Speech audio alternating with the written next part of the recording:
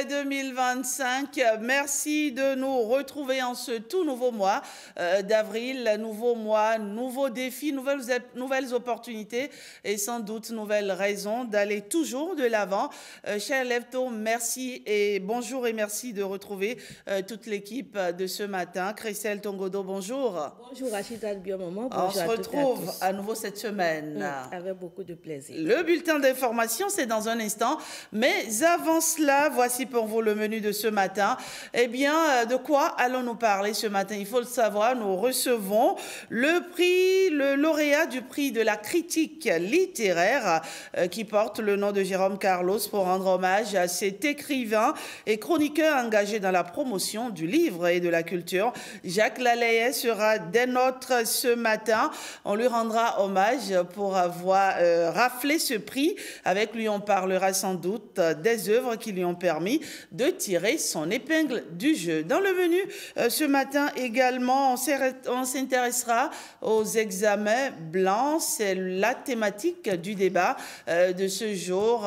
Quelle est l'importance des examens blancs? On le sait, chaque année, les établissements sur tout l'ensemble du territoire national organisent des examens blancs. Quelle est l'utilité de ces examens blancs? On va en parler avec le directeur départemental des enseignements secondaires, techniques et de la formation professionnelle. Il sera avec nous ce matin avec d'autres débatteurs et on tentera de comprendre ce système mis en place sans doute pour optimiser les résultats au niveau de nos apprenants. Et bien entendu, vous avez la possibilité de répondre à la question de ce jour qui est celle-ci. Selon vous, les examens blancs ont-ils un impact sur les résultats des examens de fin d'année? On compte sur vous pour nous retrouver sur Twitter, Facebook, également WhatsApp. Pour l'heure, c'est le bulletin d'information.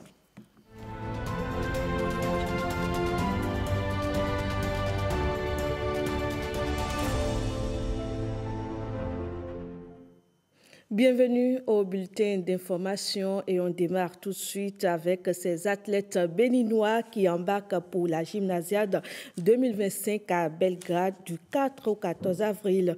Nos sportifs et leurs encadreurs ont reçu des mains du ministre des Sports le drapeau symbole du pays à honorer. Témoins de ce moment solennel, Hospice Metoli et Augustin Baudou.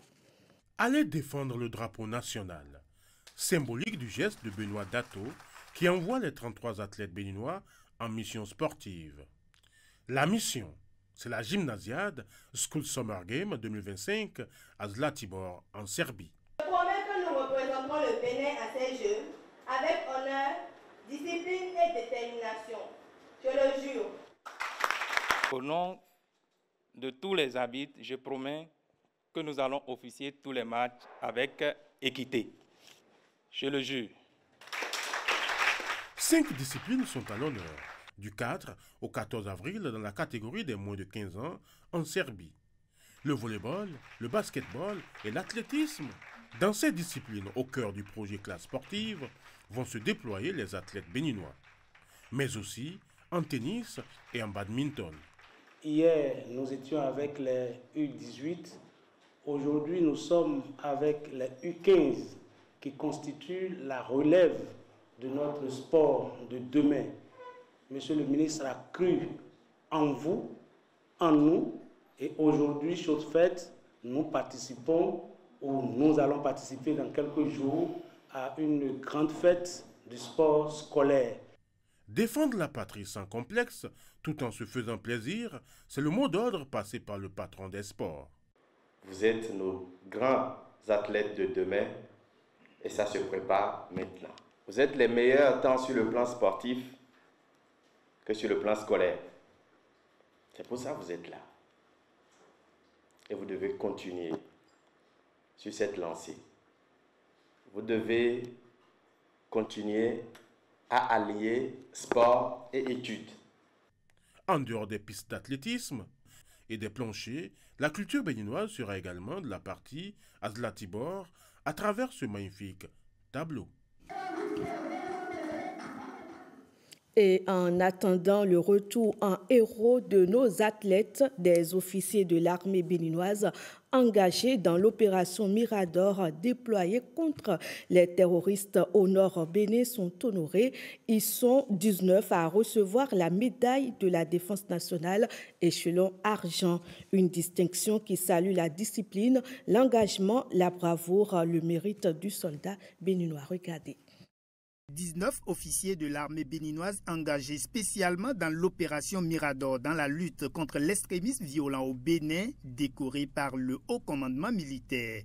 Ils reçoivent la médaille de la défense nationale échelon argent. Cette médaille érigée au rang de symbole républicain vient désormais magnifier les actes d'héroïsme et honorer tous ceux qui, au cours des opérations nationales, multinationales et spéciales, ou en service commandé, se distinguent par des actes de courage, un zèle hors du commun ou des résultats décisifs au péril parfois de leur vie pour défendre la nation, sauver leurs camarades ou protéger les populations civiles. Cette décoration n'est pas seulement une distinction, elle est un appel à plus de responsabilité, un appel renouvelé au devoir, à l'exemplarité et surtout à la vigilance. Les récipiendaires remercient la hiérarchie militaire et le président Talon pour la reconnaissance de leurs efforts. C'est avec un grand honneur et une grande fierté que je prends la parole au nom des récipiendaires et en mon nom propre à l'occasion de la présente cérémonie très solennelle pour témoigner ma gratitude au chef de l'État, chef suprême des armées, au haut commandement militaire, pour cette distinction empreinte de reconnaissance de la nation à notre égard. C'est une source de motivation et d'engagement pour ce qui nous reste à accomplir. Je ne le dirai jamais assez. Aucun centimètre carré de notre territoire ne sera cédé à l'ennemi. Ce ne sont pas de vains mots prononcés pour faire effet, mais un idéal auquel nous resterons éternellement attachés. Fructueux Baguidi rassure que la distinction est destinée à toutes les catégories des forces armées béninoises. La décoration dans les forces armées béninoises s'octroyant dans l'ordre hiérarchique inversé, c'est prochainement le tour des officiers subalternes, sous-officiers et hommes du rang. Et voyons cette mesure qui va soulager de nombreux fidèles musulmans béninois. Pour le Hajj 2025, le gouvernement accorde 700 millions de francs CFA de subventions supplémentaires. Il est question d'améliorer les conditions de séjour des pèlerins béninois, hébergement, restauration, transport en Terre Sainte, etc. Promesse pour 2300 pèlerins d'avoir à vivre une expérience plus confortable. Marcela Rossi nous en parle davantage. Chaque année, des milliers de fidèles musulmans béninois portent en eux un même rêve, fouler la terre sainte de la Mecque, répondre à l'appel du divin et accomplir l'un des piliers fondamentaux de l'islam. Mais ce voyage, chargé de foi et de dévotion, s'accompagne aussi de défis logistiques et financiers. Pour le Hajj 2025, le Bénin franchit une étape historique. Le gouvernement, sous l'impulsion du président Patrice Talon, alloue une subvention exceptionnelle de 710 millions de francs CFA. Un engagement fort qui marque une volonté claire, offrir aux pèlerins béninois des conditions de séjour dignes et sécurisées. Le gouvernement, dans l'optique de permettre au maximum de Béninois et sous les instructions du président de la République, les instructions personnelles du président de la République, a décidé d'offrir une subvention, de porter la subvention à 300 000 francs CFA par pèlerin. Cet effort réalisé par le gouvernement a une incidence de 700 millions de francs CFA. Un pèlerinage réinventé.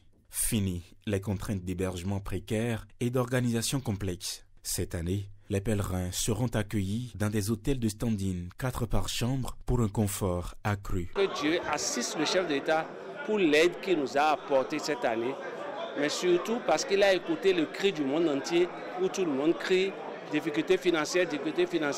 300 000, c'est important pour un pèlerin. La plateforme e-Hajj du Bénin reste la seule voie officielle pour un pèlerinage sécurisé. Les inscriptions sont en cours, mais attention, la date limite est fixée au 7 avril 2025. Et depuis avril 2024, l'interdiction de circuler à moto sans casque est rentrée dans les mœurs sur nos routes en circulation. Désormais, rare est de voir des motocyclistes et leurs passagers sans casque. Le port de casque, y compris de ceinture au volant, deviennent des réflexes. Changement de posture sécuritaire sur nos routes, c'est un reportage signé Fallon Kisezono. Frustration, colère et grincement de dents. L'obligation stricte du port de casque n'avait pas eu l'assentiment des conducteurs de motos et des passagers. Un an après, la mesure est désormais entrée dans les habitudes des Béninois, du moins ceux rencontrés à Cotonou. Je pense que le port de casque est très important pour nous, pour notre sécurité. C'est un peu compliqué, mais aujourd'hui, ça devient une habitude pour tout le monde. Je trouve que c'est une bonne idée. C'est aussi pour notre protection, donc je ne vois plus d'inconvénients à porter ça. C'est vrai qu'au début, on a eu du mal à s'habituer, mais avec le temps maintenant, ça va. C'est louable parce que c'est normal, ça ne fait que sauver la vie de la population. Donc on demande au gouvernement de continuer à sensibiliser, à demander tout le temps aux gens de continuer à porter leur casque. Au début c'était compliqué, mais maintenant c'est une habitude. C'est vraiment une habitude. C'est très très bien et nous remercions également ceux qui sont à la base. Et il en est de même pour le port obligatoire de ceinture au volant. C'est désormais un réflexe. Ceux qui ne voyagent pas, c'est eux qui voient que c'est pas bon. Arriver au Lomé tout près ici, sans ceinture de sécurité, tu ne peux pas circuler. En même temps, les policiers t'arrêtent. Le port de la ceinture de sécurité, ça nous permet d'abord à nous-mêmes qui sommes au volant et à nos passagers notre propre sécurité. On n'a pas besoin de nous le dire avant qu'on le fasse. Ça doit être systématique. Donc quand toute personne rentre dans mon véhicule, automatiquement vous devez porter. Si ça va dans l'optique de notre sécurité, c'est une bonne initiative, surtout pour la sécurité. La route fait des victimes, une situation qui a conduit le gouvernement du président Patrice Talon à prendre des mesures idoines pour protéger les populations.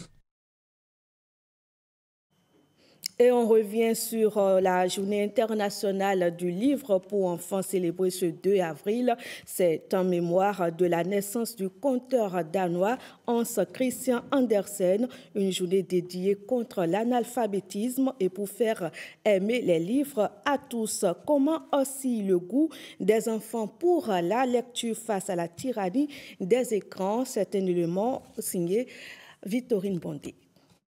La lecture chez les enfants est une clé précieuse qui ouvre les portes du savoir, de l'imagination et du développement personnel. Selon certains psychopédagogues, les livres en particulier jouent un rôle essentiel dans leur croissance intellectuelle et émotionnelle. De nombreuses études montrent que les enfants qui lisent régulièrement ont de meilleures performances en compréhension de textes, en mathématiques et en sciences.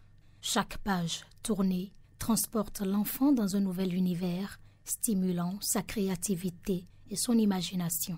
À travers les personnages et leurs histoires, l'enfant apprend à reconnaître et à gérer ses propres émotions.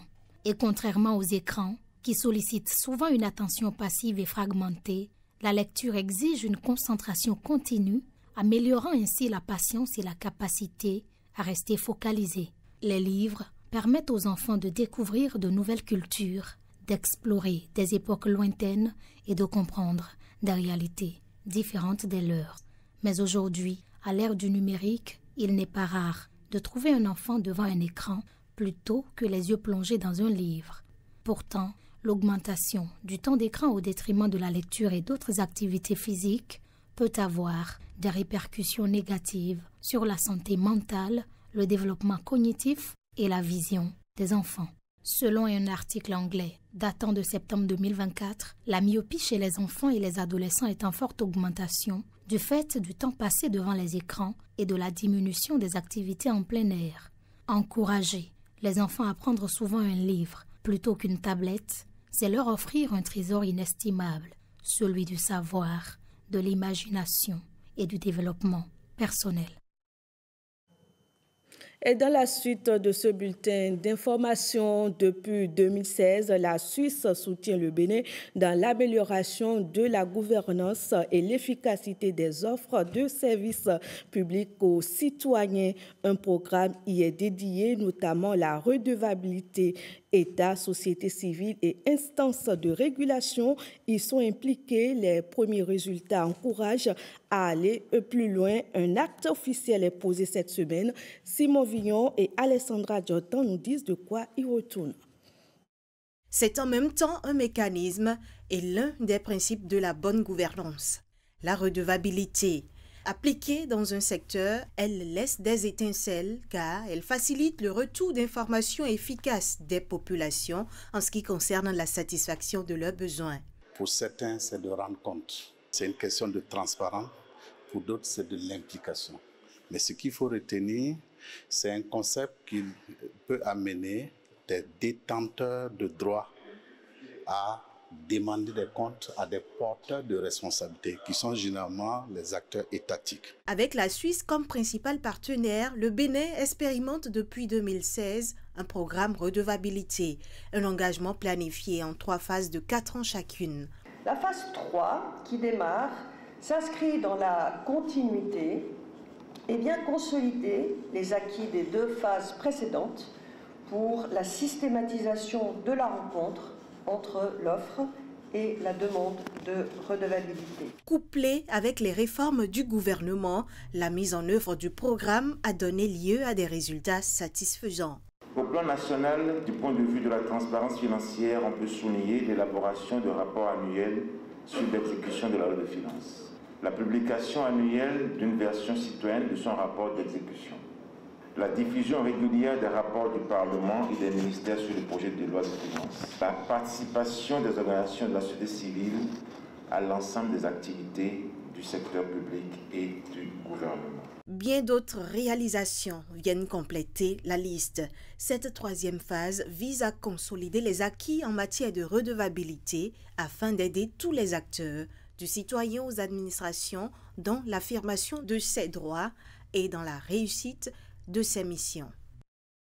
Et le Bénin se dirige vers les premières élections générales de son histoire qui démarrent en avril 2026. C'est dans cette perspective que la Commission électorale nationale autonome s'active pour peaufiner les détails liés à la planification des opérations en séquence. Allons voir comment ça se passe à Boycon. C'est avec Pierrette Adam-Yossi. Membres du Conseil électoral, directeurs généraux, cadres à divers niveaux de la Commission électorale nationale autonome Sénat échangent pour une meilleure compréhension des documents internes de planification des activités électorales. La première édition des élections générales au Bénin est un tournant décisif, aussi bien pour notre institution que pour toute la nation béninoise. Elle marquera à bien des égards un nouveau chapitre dans l'histoire électorale de notre pays. Il y a de cela quelques mois déjà, nous avions tenu un premier atelier qui a connu des discussions très intéressantes. Il s'agissait pour nous d'anticiper sur les éventuelles dispositions nouvelles et nécessaires liées au caractère particulier des élections générales de 2026. Nous voici aujourd'hui réunis de nouveau pour répondre à ces interrogations et finaliser nos discussions. Ça veut dire que la planification de l'ensemble des activités a déjà eu lieu et nous sommes en train de partager ligne par ligne ces activités avec l'ensemble du personnel. L'objectif étant que chacun ou chaque direction technique puisse s'approprier donc ces documents internes de planification et que les délais soient respectés pour nous conduire vers les dates prévues par le législateur dans le cours électoral. 4 jours durant, les participants à cet atelier vont définir des mécanismes de suivi et d'évaluation qui leur permettront de relever ensemble les défis à venir. Et on parle santé pour boucler ce bulletin d'information. L'autisme touche des millions de personnes à travers le monde avec des réalités et des défis différents. Au Bénin comme partout ailleurs, le regard porté sur ce trouble évolue et les besoins d'accompagnement restent énorme. Hier 2 avril, c'était la journée mondiale de l'autisme et nous vous emmenons à la rencontre de Femi, un jeune garçon autiste. Entre sa maison, son école et les professionnels qui l'entourent, son quotidien témoigne des défis mais aussi des espoirs liés à l'autisme. On regarde. Elle ne le quitte presque jamais. Cette petite cuillère qu'il sait entre ses doigts est bien plus que simple objet pour Femi. Elle fait partie intégrante de son univers. Femi est un enfant autiste. Comme beaucoup d'enfants atteints de ce trouble, il développe des habitudes et des attachements particuliers à certains objets qui lui permettent de mieux appréhender son environnement. Cette cuillère représente beaucoup de choses pour lui. Représente le soutien au niveau émotionnel pour lui que nous ne décryptons pas. Représente aussi ce soutien interactif. Quand vous le lui arrachez, il est désorganisé tout de suite. Quand il est en colère, il est énervé, il est heureux, il a besoin d'avoir cette cuillère-là sur lui pour se rassurer. Quand il se sent en danger, quand il a cette cuillère-là, il se sent en sécurité. À la maison, sa mère l'accompagne avec patience et bienveillance. Chaque jour est un défi, mais aussi une victoire, car chaque petit progrès compte.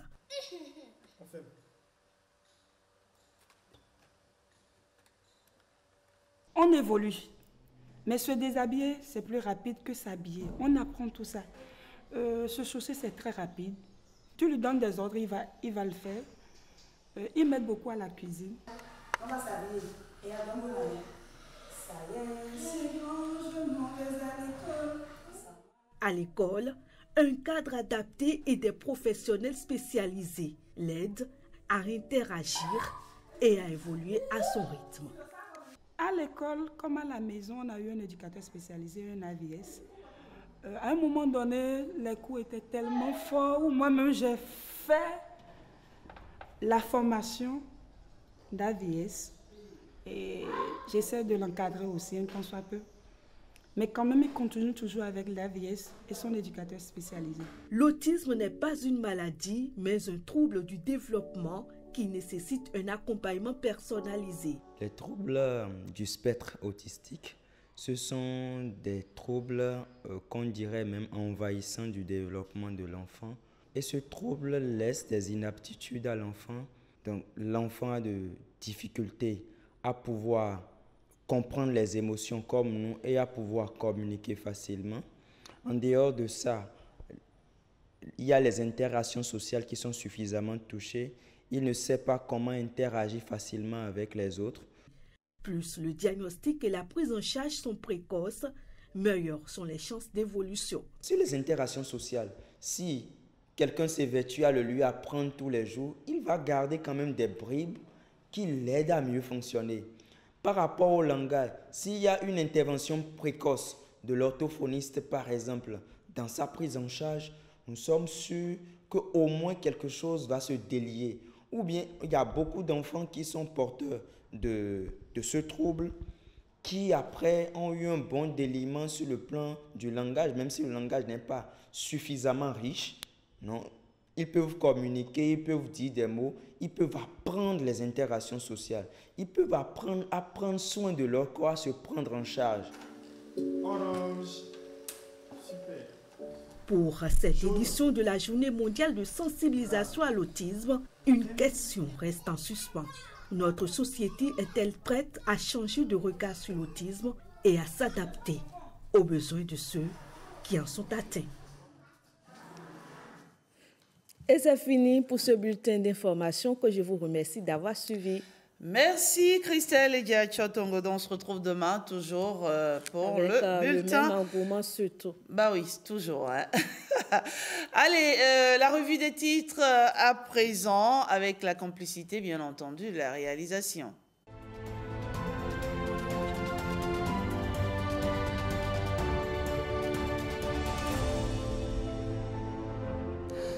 Et on démarre tout de suite par le quotidien d'information Matin Libre. Matin Libre qui s'intéresse au dialogue mondial des jeunes à Cotonou. Un an après, le ministère du Développement fait le point des actions engagées, nous informe Matin Libre. Même actualité du quotidien d'information Le Potentiel. Première revue du plan d'action du dialogue mondial de la jeunesse. Les jeunes cibles prioritaires dans la gouvernance au Bénin. Le ministère du Développement et de la coordination de l'action gouvernementale dans un rôle de suivi productif. Santé, éducation, égalité, droits humains et résilience. Des axes clés de politique publique. Alors, voyons voir du côté du quotidien d'information L'Informateur. Pont de Wamé, caractéristiques et coûts. Les détails donc dans les colonnes de L'Informateur. L'emblème à présent, réforme de la décentralisation au Bénin vers une seconde lecture de la loi, affiche en manchette le quotidien d'information L'Emblème. Et on continue notre quête des unes ce matin et on retrouve la Nouvelle Tribune pour fausses informations sur une supposée fuite de l'ex-DGPR. Eh bien, 2 compatriotes se défendent à la criette. Et puis, du côté du quotidien Le Coopérant, eh bien, c'est l'information liée à la célébration de la fête de fin du Ramadan dans la ferveur et l'union à Porto Novo qui intéresse nos confrères. Les sages expriment leur gratitude au président Patrice Talon pour son implication salutaire à la résolution de la crise au sein de la communauté musulmane. Et on continue toujours, on retrouve cette fois-ci Décryptage Info qui s'intéresse à la loi sur la chefferie traditionnelle au Bénin. La commission désavouée, les contestations s'enchaînent. Les garants du Dahomey donnent de la voix. Informe Décryptage Info. Une note de sport dans nos quotidiens ce matin. Tête à tête entre la Fédération béninoise de football et le staff du sélectionneur des Guépards, les recommandations du président Mathurin de Chacus à Gernot-Rohr.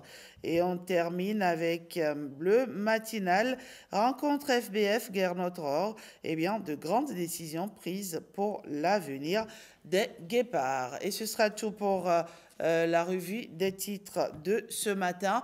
On se retrouve sur l'instant foncier. À présent, on va retrouver Daouda Moussa. Avec lui, on va parler des opérations de morcellement de parcelles. On retrouve juste après une parenthèse publicitaire.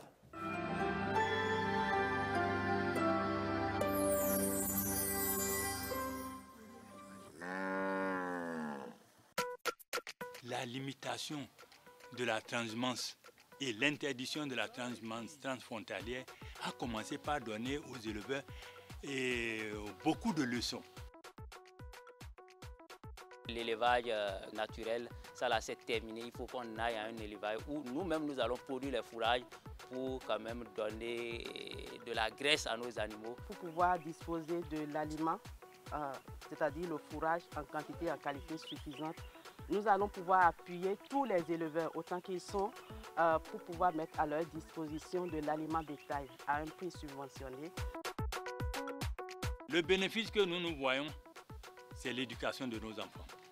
Quand vous allez partir maintenant vers Fana, vous allez voir les enfants qu'on emportait là. Ils ne sont plus partis, ils sont à l'école.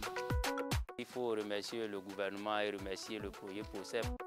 Si nous ne changeons pas notre méthode, nous allons disparaître. Les éleveurs doivent pouvoir prendre leurs dispositions très tôt pour pouvoir assurer l'alimentation des animaux, si tel est qu'ils veulent vraiment continuer dans cette activité-là. Il faut qu'on aille au fourrage, à la production du fourrage. C'est tout ce que je peux dire à nos éleveurs et qu'on essaie à chaque fois de leur répéter le pâturage naturel, qu'on doit mettre fin à ça parce qu'aujourd'hui c'est la source des conflits au niveau de toutes les communes du Bénin.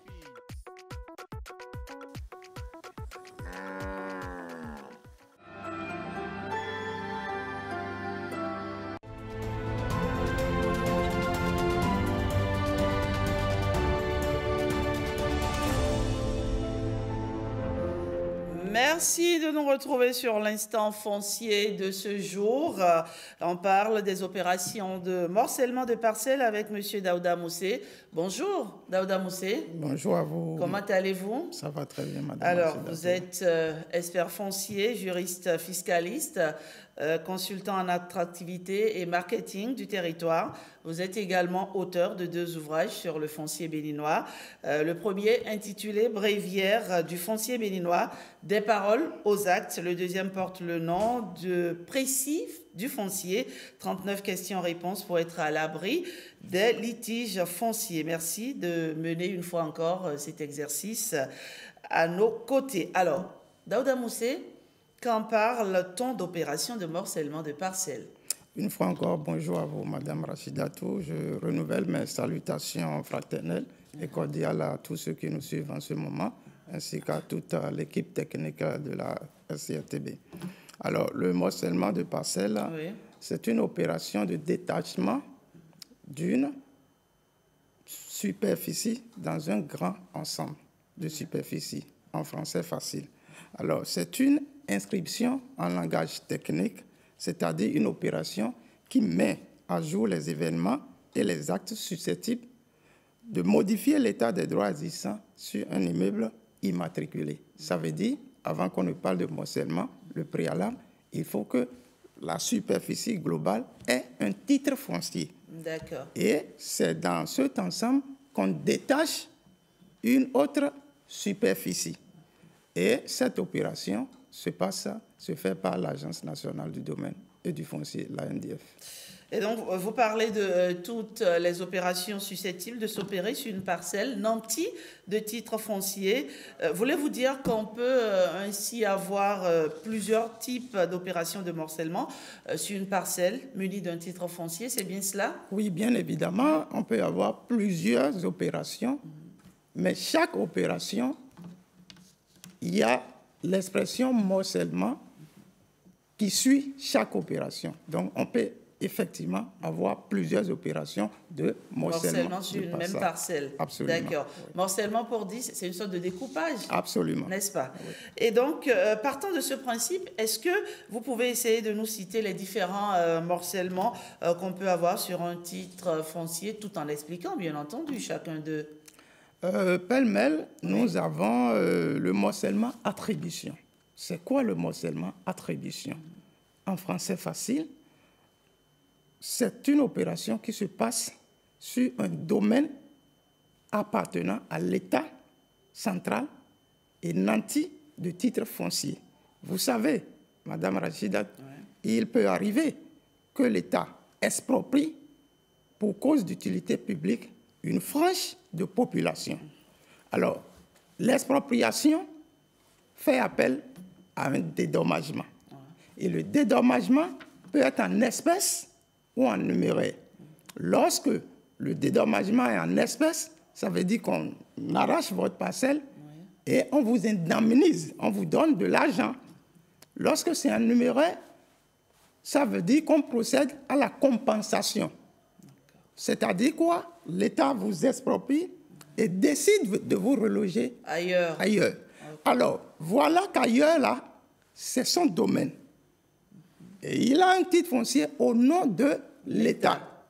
Alors, lorsqu'on vous reloge ailleurs, il va se passer un morcellement de l'ensemble du domaine de l'État pour que chacun ait sa parcelle.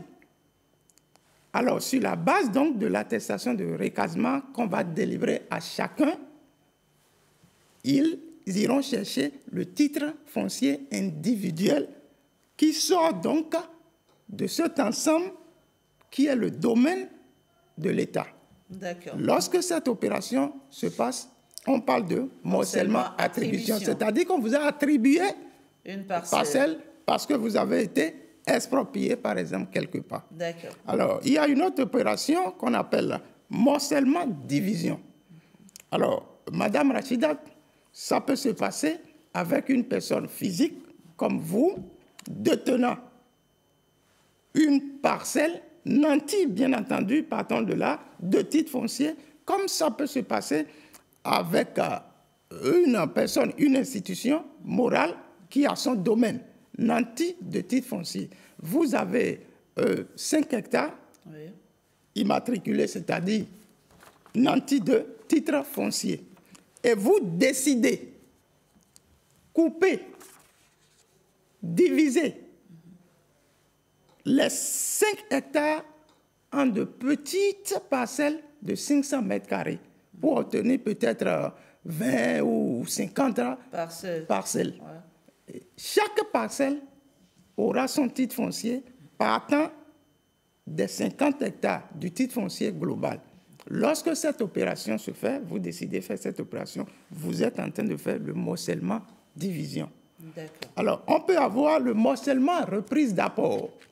Alors, le morcellement reprise d'apport, il faut dire que ça se passe officiellement avec un groupe de population légalement constitué, appelé AIF, Association d'intérêt foncier, connu dans le Code foncier domanial, donc par les tests fonciers en vigueur.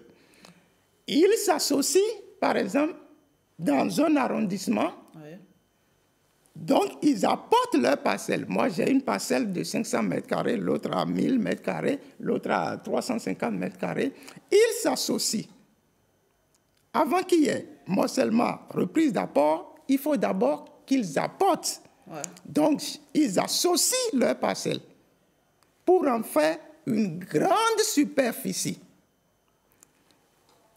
L'association immatricule, c'est-à-dire confirme les droits, c'est-à-dire prend un titre foncier pour la grande superficie qui constitue le rassemblement des parcelles individuelles. Après le titre foncier, alors, global, sur l'ensemble de leur superficie, chacun maintenant, sur la base toujours d'une attestation de recasement, ira à l'ANDF pour se faire délivrer son titre foncier individuel, histoire de reprendre la parcelle qu'il avait donnée pour contribution. Vous convenez que si vous aviez à l'état de nature donné 500 mètres carrés et qu'il y a lotissement, il y a des voies qui sont ouvertes. Vous n'avez plus, vous ne retrouvez plus les 500 mètres carrés. Merci à vous. Alors, lorsque on finit ça, on a, par exemple, le morcellement-vente. Madame, en français facile, Madame Rachida, vous avez 2 hectares de parcelles nantis ou couverts par un titre foncier. 2 hectares couverts par un titre foncier. Vous décidez de me vendre 1 hectare dans les 2 parcelles, dans les 2 hectares. Vous avez 2 hectares nantis de titre foncier. Vous décidez de me vendre 1 hectare. Alors, l'opération par laquelle 1 hectare me revient et vous gardez le reste, s'appelle simplement morcellement-vente. Alors, ça veut dire l'hectare qui me revient sera aussi nanti de titre foncier, mais cette fois-ci en mon nom, et le reste qui vous retient sera également nanti de titre foncier, mais en votre nom. Et enfin, nous avons le morcellement-donation. Un papa qui a 5 hectares nantis de titre foncier décide de donner 3 hectares à son fils. Alors, cette opération s'appelle simplement morcellement-donation. Voilà un peu. Très bien. Alors, je retiens qu'il y en a 4 ou 5. Oui. Le morcellement attribution, le morcellement division, le morcellement titre, le morcellement vente. Voilà, le morcellement donation. Le morcellement donation. Donc, ça fait 4 au total. Voilà. En tout cas, merci pour ces explications venant d'un expert comme vous. Quelque chose d'autre à ajouter? Un mot de la fin? Je pourrais vous dire, Madame Rachida, la dernière mission qu'on a eu à faire ici, les gens nous ont intenté de procès parce que ils ont estimé, on m'a appelé, j'ai eu beaucoup d'appels, ils ont estimé que nous n'avons pas cité de façon exhaustive les actes présomptifs de propriété. Vous savez, l'émission, la thématique était les pièces à constituer pour aller au titre foncier. Et dans ces pièces, parmi ces pièces, il y a les actes présomptifs de propriété. Et moi, j'avais cité que 3. Ouais. Effectivement, il y en avait beaucoup, plusieurs du moins. Vous savez, je leur ai répondu que ici, ce n'est pas une réduction de compte, ce n'est pas une communication, ce n'est pas un meeting, ce n'est pas un débat de 60 minutes. Nous sommes rétrécis, nous sommes contraints par le temps. Encore que ces actes dont il parlait, ce sont des actes, pour la plupart, qui ne se délient plus. Par exemple, le permis d'habiter, c'est vrai, c'est un acte présomptif de propriété. Lorsque vous avez ça, vous pouvez aujourd'hui aller au titre foncier, mais ça ne se délie plus.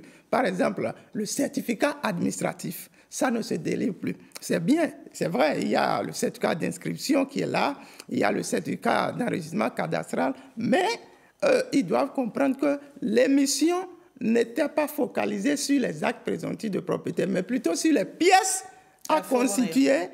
Et parmi ces pièces, il y avait les actes présomptifs de propriété. Mais de toutes les façons, je leur ai dit de façon exhaustive, nous avons déjà fait des ouvrages depuis 2021. En 2023, ils peuvent déjà aller se procurer et lire ça. L'essentiel, j'ai constaté que votre émission est suivie parce que j'ai eu beaucoup d'appels et je crois que c'est l'essentiel. Il y en a qui nous appellent aussi, hein, parce qu'aujourd'hui, vous savez, le domaine du foncier, c'est un domaine qui intéresse pas mal de personnes. On a tous une parcelle, hein, ça et là. Et aujourd'hui, les choses sont tellement bien organisées, bien structurées qu'il faut avoir la bonne information. Et c'est d'ailleurs la raison d'être de cette rubrique qui revient en force pour vous permettre, chers amis téléspectateurs, de ne plus vous faire avoir et de savoir où aller, où avoir la bonne information, quoi faire pour sécuriser vos différentes parcelles. Merci, Daouda Moussé. On va se retrouver dans 2 semaines, toujours sur 5-6-7 matin. Excellente journée à vous. Merci à vous. À présent, l'heure du français avec Jean et Pat, comme j'aime bien les appeler. Allez, je les retrouve juste après ceci.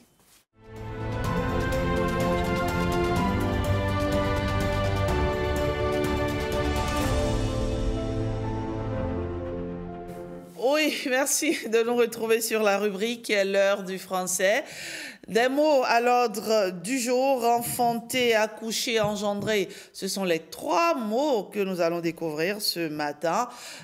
Bonjour Jean. Bonjour Rachidat. Ce matin Oui, ça va très bien. D'accord.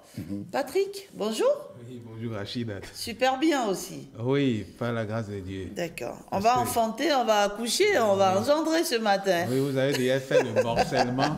Le morcellement, donation. Sacré Patrick, bah oui. Alors, le morcellement, donation, c'est l'enfantement, c'est l'accouchement, c'est engendrer. Non, donc continue. Oui, c'est l'engendrement. Donc, morcellement, donation. Allez. C'est une donation, enfanter. Est-ce que c'est une donation? C'est donner vie. Ouais. Oui, donner vie. Bon. Est-ce que c'est une donation?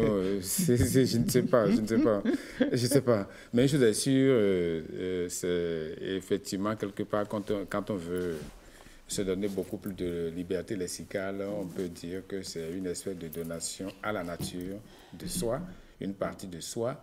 C'est une façon de se monnayer pour participer à la poursuite de la procréation de l'œuvre de Dieu, de l'œuvre de la nature. Une manière de se monnayer, de se morceler. Oui, de se monnayer. Aussi.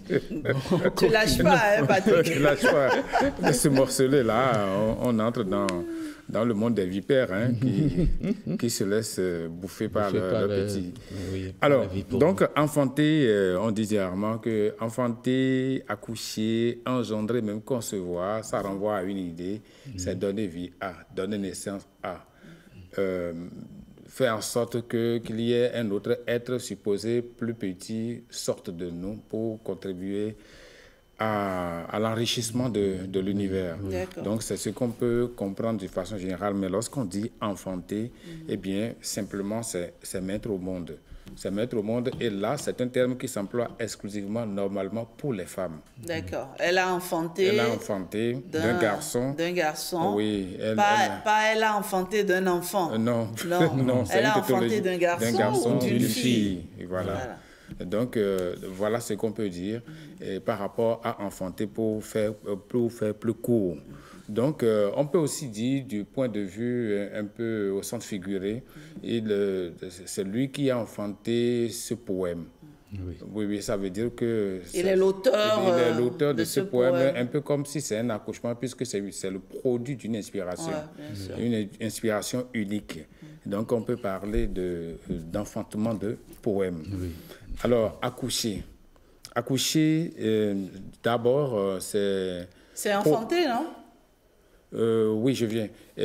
Accoucher, ce n'est pas systématiquement enfanter, parce que le premier sens, c'est en fait donner vie à, pas nécessairement à un être vivant, mais à quelque chose.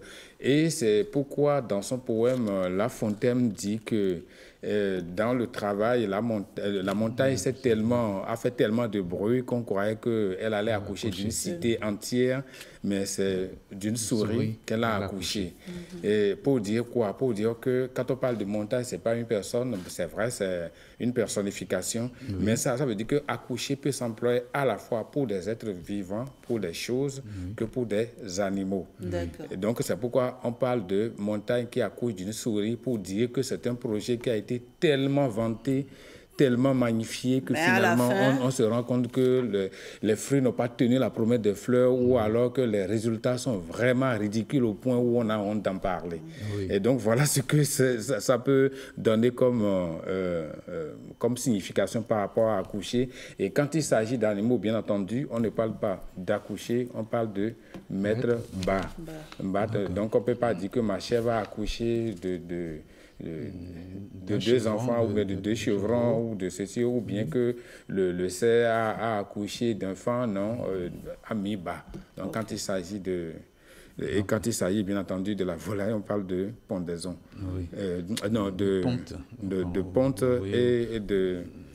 on dit la poule a pondu. Oui, a pondu et puis a éclos. Donc, voilà ce qu'il convient de retenir par rapport à... Donc, ça ne s'emploie pas exclusivement pour un sexe ou pour une espèce.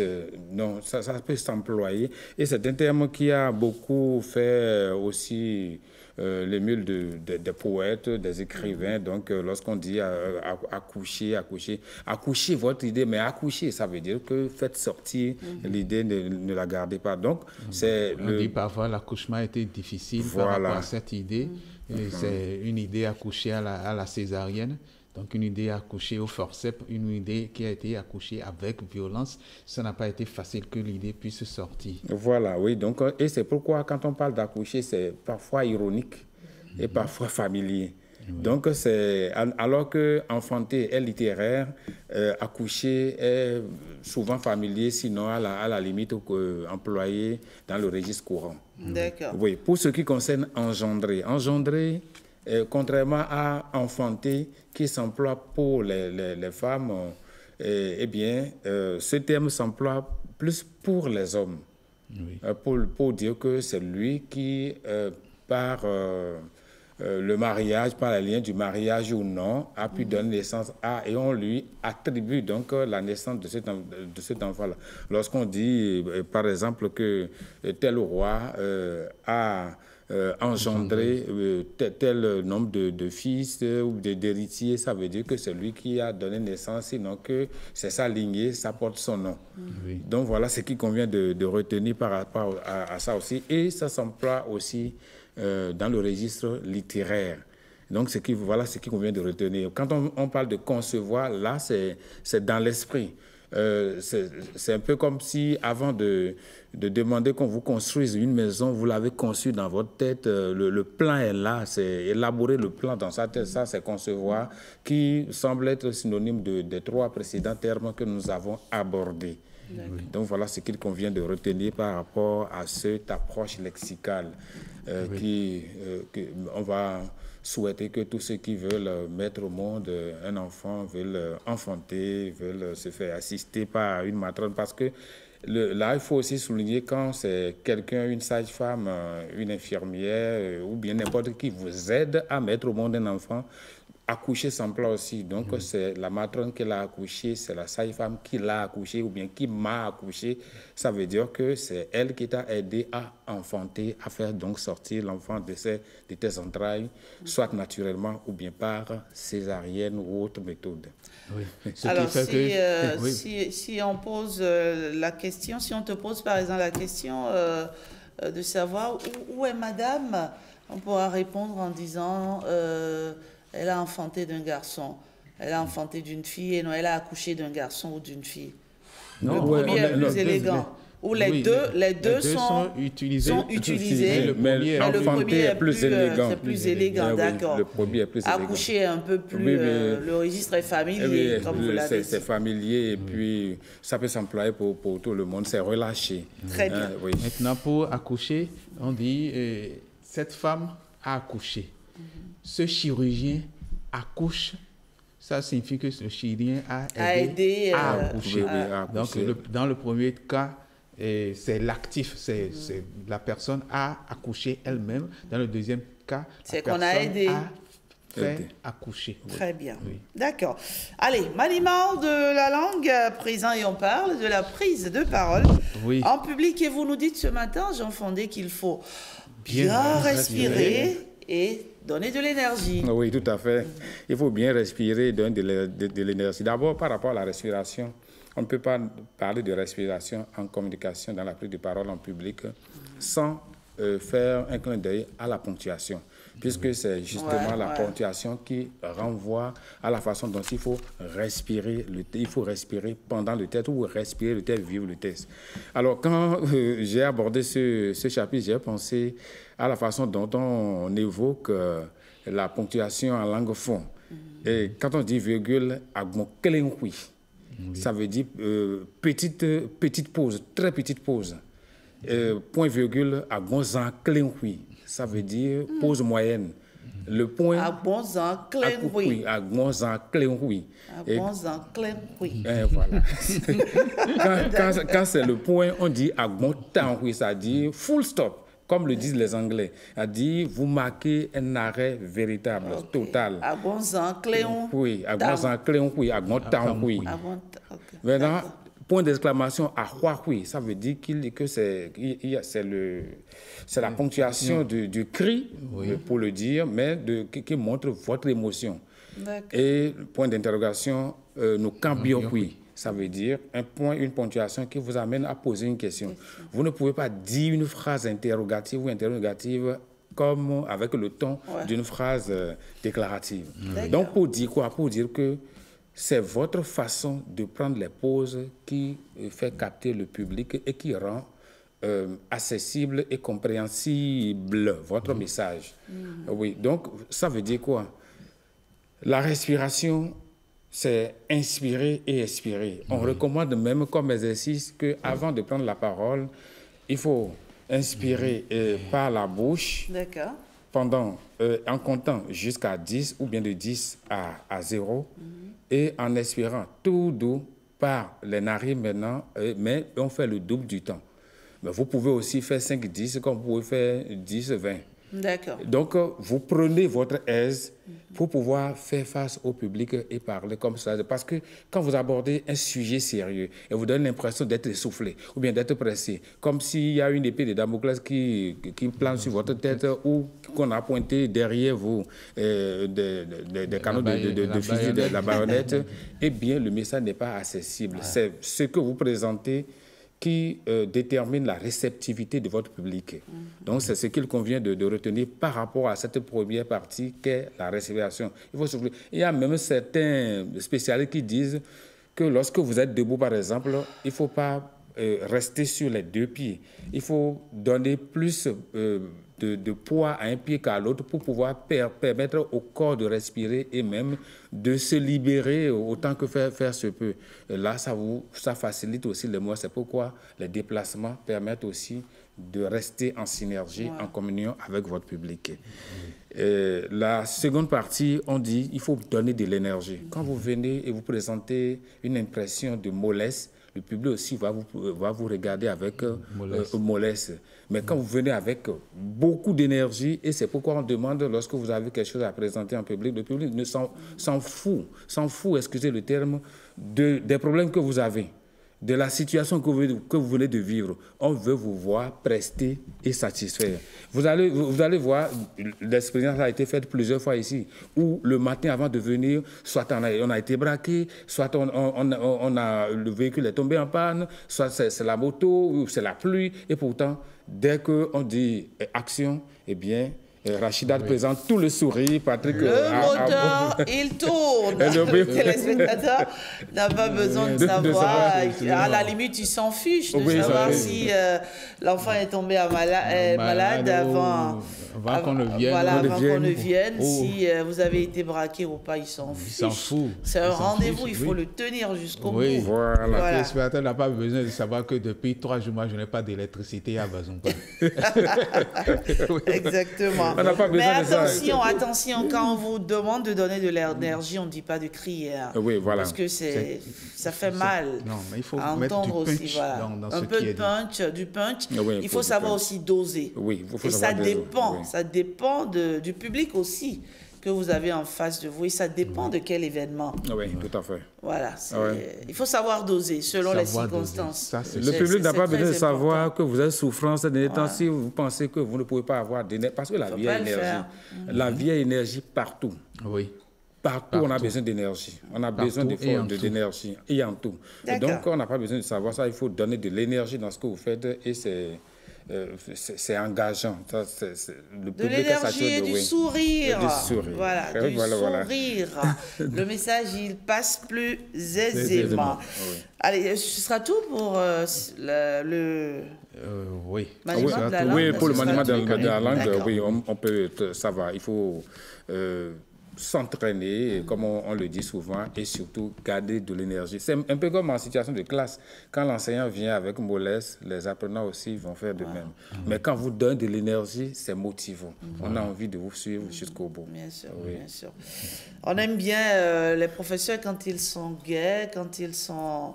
on va dire, très inspirés, ils sont free. On aime bien ce genre de professeur. Mais le professeur qui vient, voilà, tout ronflant, tout gonflé et tout, on n'aime pas. Le professeur qui est hargneux, on n'aime pas. Le professeur qui est colérique, on n'aime pas. Il y a des classes qui l'exigent parfois. Non, au fait, c'est du théâtre. On peut faire preuve d'autorité. Non, au fait, c'est du théâtre. Enseigner, c'est du théâtre. Vous savez que dans telle salle, il y a telle situation, ou bien il y a des gens qui ont tendance à vous freiner dans votre élan. Il y a un devoir qui s'annonce, vous voulez atteindre vos objectifs. Si vous abordez du sourire, eh bien, ils vont vous distraire.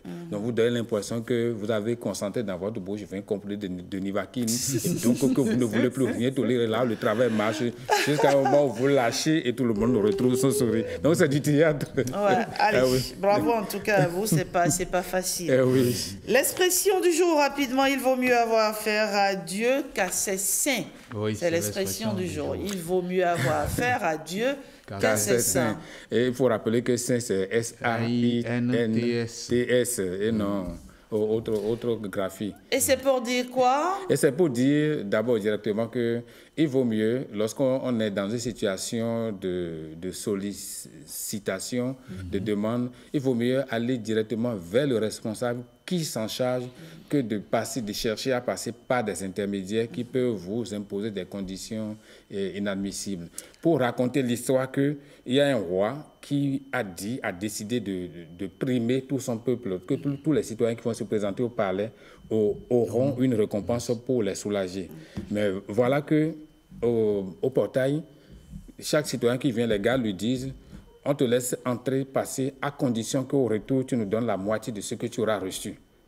Alors, le premier garde, le premier citoyen qui entre dit Seigneur, donnez-moi 100 coups de fouet. C'est ça que je veux. Comme ça, il sait que il va partir, on va donner la moitié aux gardes.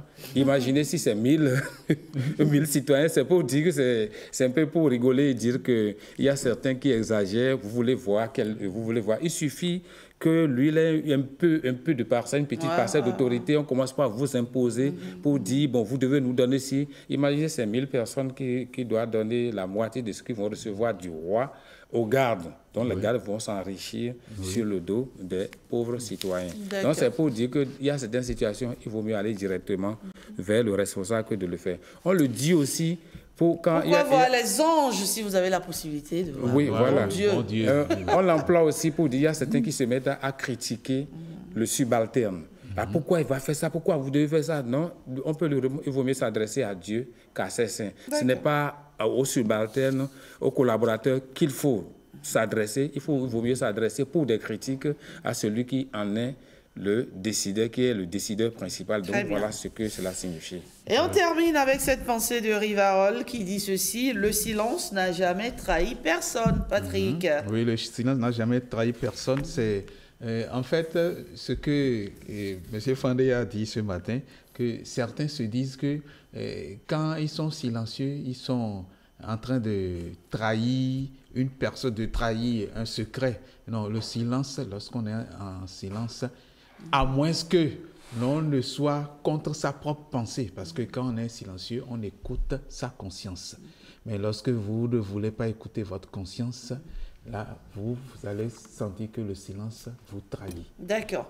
Jean Fandé? Oui, le silence n'a jamais trahi personne. Vous allez constater que même quand la police met aux arrêts l'individu, on lui dit, vous avez le droit de garder silence, car tout ce que vous allez dire peut être retenu comme preuve supplémentaire.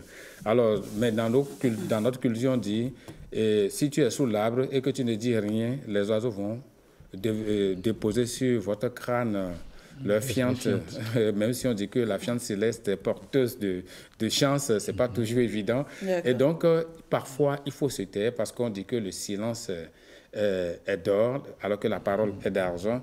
Mais dans d'autres circonstances, il faut absolument faire sortir, parce que même en créant le monde, Dieu a dit que ceci soit avant que cela ne fût.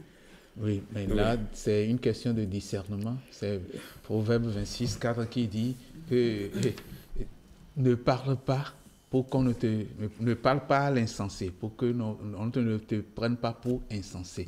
Et le verset suivant dit, parle à l'insensé pour qu'il ne se croie pas intelligent et qu'il continue d'être insensé. Donc deux versets qui s'opposent, mais qui par appel au discernement. C'est une belle dissertation de culture générale. Le silence n'a jamais trahi personne, c'est donc la pensée de ce jour. Antoine de Rivarol. Oui, Antoine de Rivarol. Et ce sera tout pour l'heure du français de ce jour. Aujourd'hui, c'est la journée internationale du livre pour enfants, n'est-ce pas? Allez, apprenez à vos enfants à lire. Permettez-leur de lire, de lire. Ça ouvre l'esprit des enfants, ça leur donne déjà très tôt une certaine culture, et vous verrez que vos enfants sont davantage brillants quand ils lisent. Jean Fandé, n'est-ce pas? Oui, c'est là qu'ils acquièrent la précocité intellectuelle qui est salutaire. Chaque enfant qu'on enseigne, comme le dit Victor Hugo, est un homme qu'on gagne. Oui. Et l'enseignement ne commence que par la lecture, parce que dans les livres, il y a tout ce dont l'univers regorge. Il n'y a pas de vallée, d'océan, de réalité dont il n'est question dans les livres. Très bien. Et les enfants imitent les parents. Si les parents ne lisent pas, les enfants ne vont pas lire. Si vous êtes une maman ou un papa telenovelas, ne vous étonnez pas que vos enfants ne lisent pas. Vos enfants regardent novelas. Et ils ne vont pas briller à l'école. Ils ne vont pas briller à l'école quand ils ne lisent pas.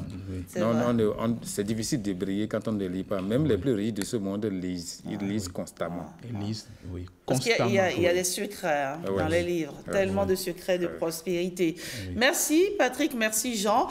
Une parenthèse publicitaire et on ouvre le débat.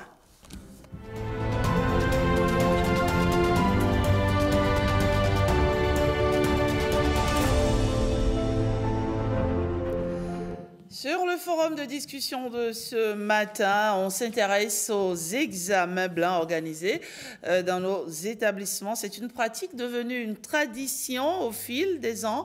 Quels impacts sur les examens de fin d'année? Eh bien, on en parle avec mes invités de ce jour. Mathias Amour, Aromadegbe, bonjour. Bonjour. Merci d'être avec nous ce matin. Le plaisir, moi. Vous êtes le directeur départemental des enseignements secondaires, techniques et de la formation professionnelle. De l'Atlantique. De l'Atlantique, voilà, de l'Atlantique, il faut le préciser. Et donc, juste en face de vous, nous avons Kodjo Helen, bonjour. Bonjour, Madame Rachidas. Ege Kozi Bena. Oui. Merci de partager ce plateau avec nous ce matin. Et puis, Jean Fandé, professeur de français. Oui, merci d'être bonjour encore. Aussi. Merci de prendre part au forum de discussion de ce jour. Et vous le savez, chers amis téléspectateurs, vous avez la possibilité de prendre part à ce forum de discussion en répondant à la question du jour. Selon vous, les examens blancs ont-ils un impact sur les résultats des examens de fin d'année? On compte sur vous, Facebook, Twitter également, WhatsApp. Alors, on va expliquer aux téléspectateurs ce qu'est un examen blanc. Jean Fandé, vous êtes le professeur ici. C'est quoi un examen blanc? Bon, je ne sais pas d'où vient la terminologie blanc, l'adjectif blanc, mais une chose est sûre, c'est pour... Quand on dit par exemple un livre blanc, c'est un livre sans position prise, qui n'a pas tellement d'impact, je dirais, juridique ou directement pédagogique. Mais quand on parle d'examen blanc, pour faire court, pour faire simple, c'est pour dire que c'est une simulation d'examen pour pouvoir aller à l'examen lui-même. Ça veut dire qu'on n'en tient pas compte. On n'en tient pas compte, mais les effets sur ceux qui sont impliqués sont à noter, sont à rechercher. Donc voilà ce que je peux dire simplement par rapport à la notion d'examen blanc. Très bien. Alors, Monsieur Aromadegbe, il y a toujours eu dans nos établissements sur toute l'étendue du territoire national, il y a toujours eu des examens blancs où c'est récemment que nos établissements ont commencé à l'intégrer dans le système scolaire. Merci. D'abord, je salue les téléspectateurs. Si c'était une rencontre publique, j'allais demander d'observer une minute de silence en mémoire de notre ministre, le feu Yves Kwaro Tchabi, pour qui la réussite des enfants est une priorité. Puisque nous parlons des enfants, je demande à tout le peuple béninois d'avoir une pieuse pensée pour le repos de son âme. Un grand monsieur. Oui. Les examens blancs, comme l'a dit M. Fandé, c'est une évaluation qui n'est pas certificative. Ça ne donne pas un diplôme. C'est un examen qui est différent de l'examen qui donne un certificat. L'examen blanc de BPC, vous le faites, mais vous pouvez avoir la moyenne, mais on ne vous donne pas le diplôme de BPC. Ça prépare à l'examen même. D'accord. Oui, ça a toujours existé, mais surtout dans les établissements privés. Dans les établissements privés où il faut même jusqu'à 2-3 examens blancs avant d'aller à l'examen de fin d'année. Mais récemment, ça a commencé par impacter tous les autres établissements, surtout les examens publics, si bien qu'actuellement, depuis 2 ou 3 ans, on avait interdit ça, mais ça a repris, ça se fait au niveau des départements aussi. Et on organise des examens blancs départementaux. D'accord, donc la direction s'en occupe vraiment. Voilà. Elle est au cœur de l'organisation de ces examens blancs. C'est décidé au cabinet et puis on le fait chaque année. Parce que moi, je n'ai pas souvenir, je ne me souviens pas avoir fait un examen blanc quand j'étais au lycée Mathieu Bouquet. Et donc, voilà. C'est une pratique plus ou moins récente, on va dire. Oui. D'accord. Et comment ça se passe, l'organisation des examens blancs? Bon, en réalité, c'est le même principe, mais les mêmes procédures que l'examen même. D'abord, ça commence par... on met en place un planning. En tout cas, pour ce qui concerne niveau département, on met en place un planning et on invite tous les acteurs. Il y a les partenaires sociaux, les conseillers pédagogiques, les inspecteurs. Parce que les inspecteurs et conseillers pédagogiques s'occupent du sensible, c'est-à-dire le contenu des épreuves, la qualité des épreuves. Et ensemble avec le chef de service examen et concours, ils font les propositions de preuves plus tôt, on fait le tri, on procède à la multiplication, et tout ça se passe de façon discrète. Voilà. Et il faut souligner que c'est la partie la plus sensible, parce que ça peut conduire à la prison. C'est vrai, l'examen est blanc, mais si jamais il y a fuite des preuves, là, les auteurs sont... Ça s'est passé déjà une fois. Oui, en 2018, voilà, ouais, c'est vrai. Même des directeurs départementaux sont passés devant les tribunaux. Donc c'est la partie la plus sensible. Après ça, le jour J, on déroule l'examen exactement comme ce qu'on fait au plan national. C'est une répétition avant... Oui, bon, c'est un essai. Un essai. Comme on peut dire que c'est un prototype d'examen. Et les candidats sont mis dans les mêmes conditions. Les surveillants aussi les surveillent comme cela se doit. C'est un exercice que les surveillants aussi font avant d'aller surveiller l'examen. Parce qu'il y a des dispositions à prendre, il y a des postures à avoir pour surveiller et autres. Après, on procède à la correction dans l'anonymat toujours, comme ça se passe au niveau de l'examen national. Très bien. Et on fait les calculs, on fait la délibération. Maintenant, la plus-value pour un examen blanc, d'abord, ceux qui n'ont jamais participé à un tel examen, les candidats, affrontent pour la première fois ce type d'examen. Parce que s'ils n'ont jamais fait l'examen, peut-être ils vont à l'examen même, ils peuvent être beaucoup plus stressés. On les prépare à être moins stressés pour l'examen même. On va y revenir, parlant bien entendu des objectifs des examens blancs. Alors, Kodjo Orella, qu'est-ce que vous pensez de l'organisation des examens blancs dans nos différents établissements? Merci Madame Rachidat. Et, bon, à la suite du Dr Omarebe, DD Atlantique, et je voudrais également inviter tout le peuple béninois à avoir une pieuse pensée pour le ministre Kwaro Yves Chabi, tragiquement enlevé à notre affection. Je pense que les examens blancs, si on suit un peu le cours de l'histoire, sont allés en dents de scie.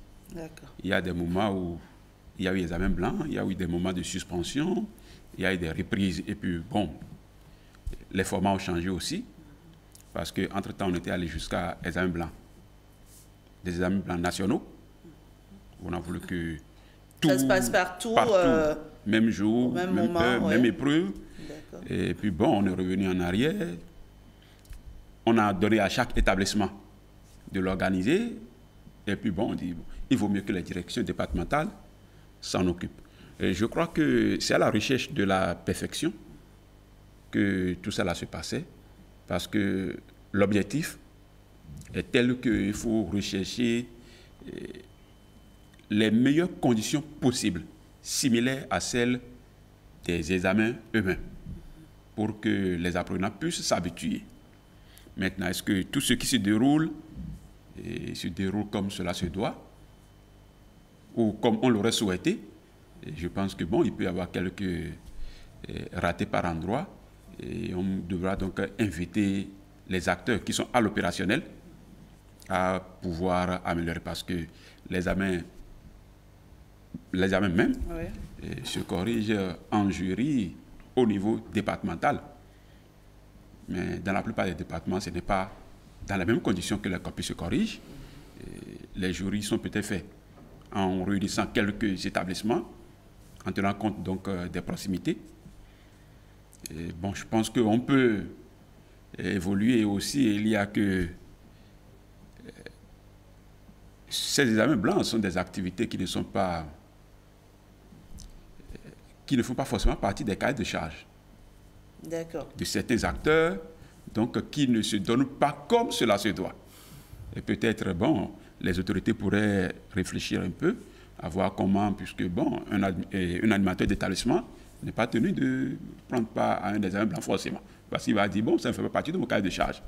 Même s'il est tenu de respecter l'instruction de la hiérarchie, il pourra quand même ne pas le faire comme cela se doit. Je pense qu'il y a quand même un certain nombre de choses que, en tant qu'acteur, on peut s'asseoir pour voir comment on peut faire pour améliorer au profit donc de nos enfants candidats aux différents examens.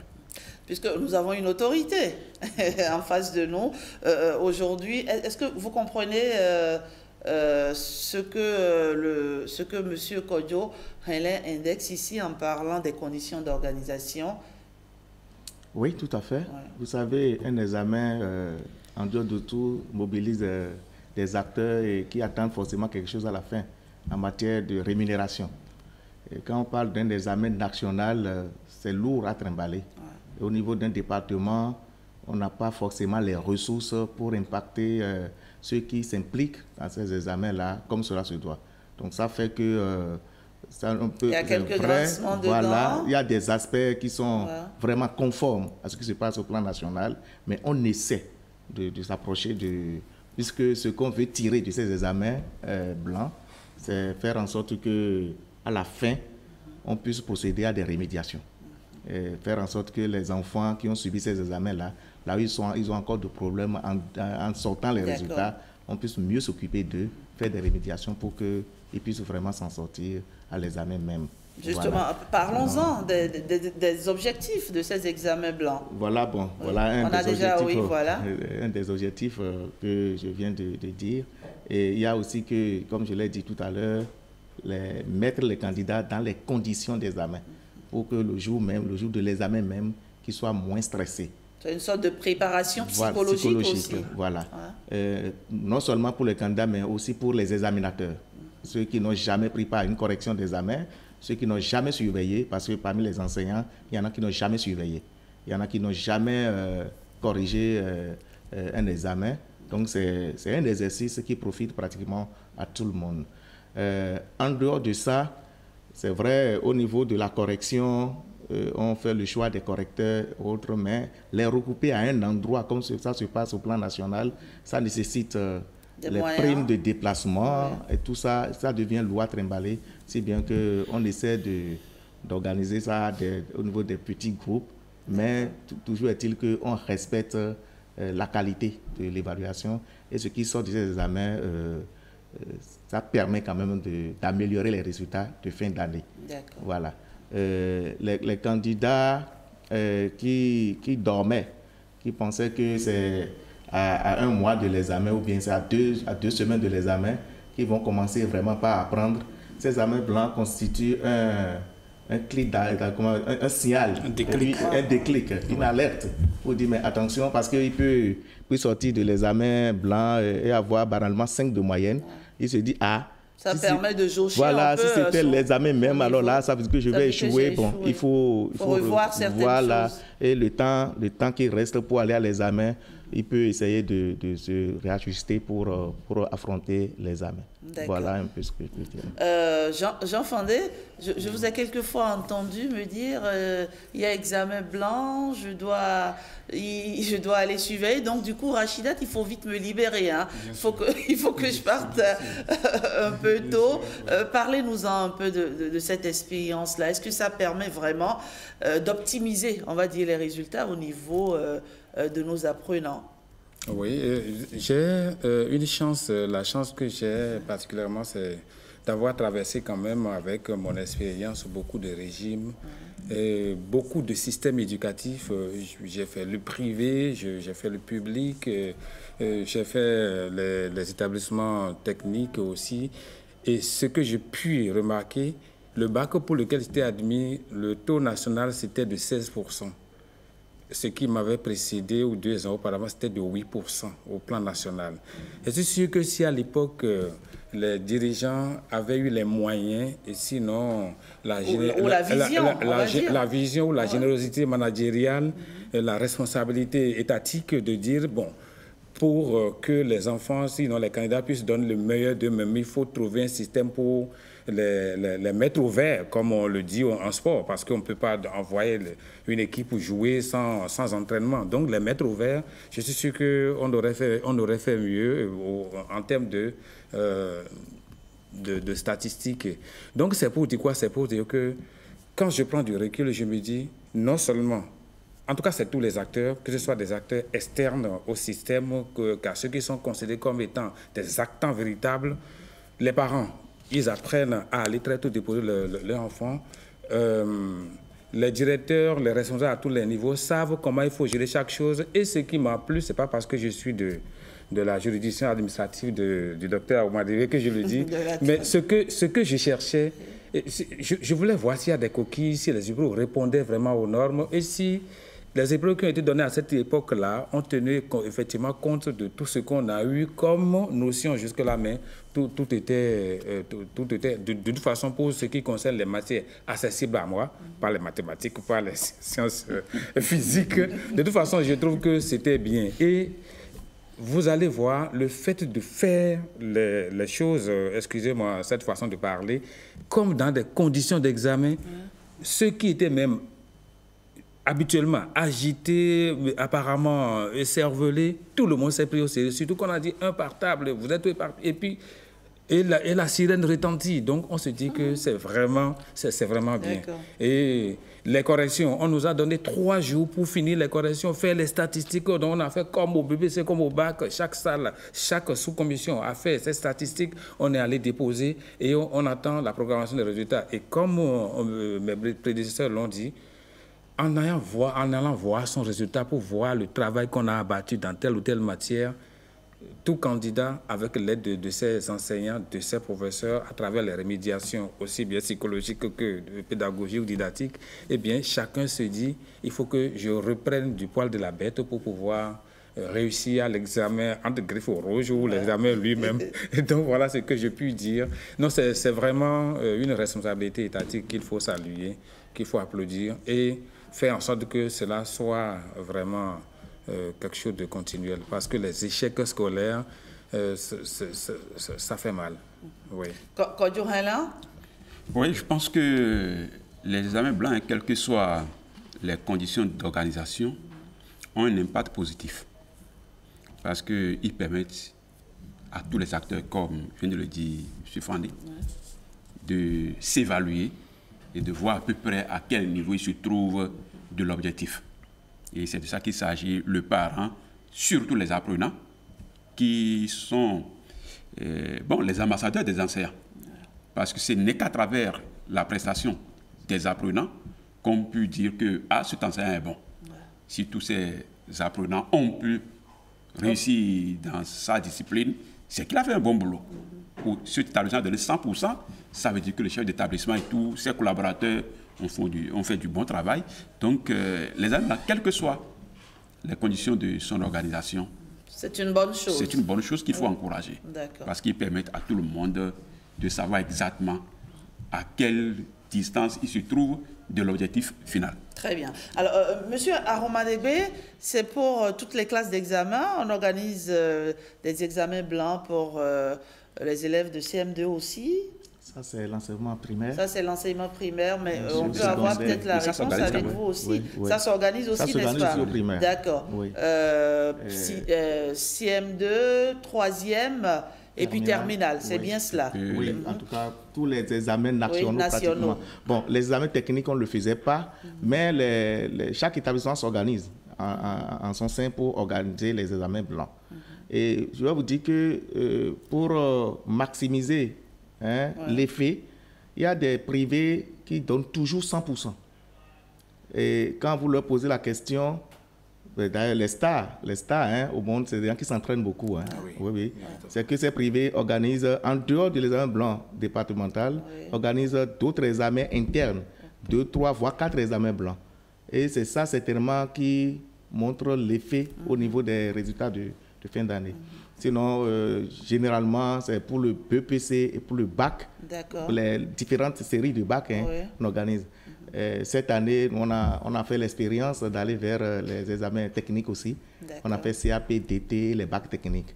Et on en fait combien au niveau du département, c'est un examen blanc. C'est un examen. Une seule édition. D'accord. Comment je vais dire, c'est une fois. On fait une fois. Ça a déjà eu lieu, non?